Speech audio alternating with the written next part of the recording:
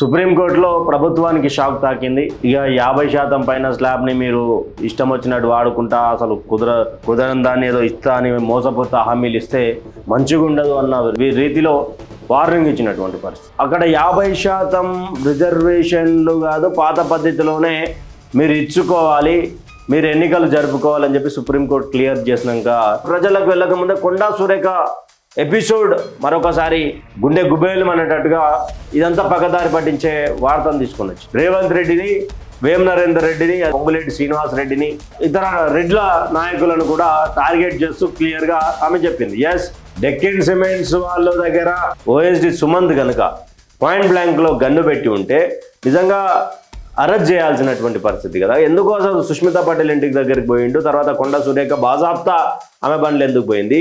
ఇది డ్రామా కాకపోతే ఒక మంత్రి గారు ఉన్నటువంటి ఇంటికి పోలీసు వాళ్ళు రావడం, అరెస్ట్ చేయడం, ఇది పర్వమయమని నడుస్తుందా? మంత్రి గారు ఆ నుంచి ఫోన్ చేస్తేనే పోలీస్ స్టేషన్లలో అలర్ట్ అయ్యేటటువంటి రోజులల్లా ఆమె బాజాప్తా కారెక్కి తీసుకొని వెళ్ళిపోయింది. అంటే ఇప్పుడు నిజంగా ఓఎస్డి సుమంత్ వెనుక కొండా సురేఖ ప్రభావం ఎంత ఉన్నది?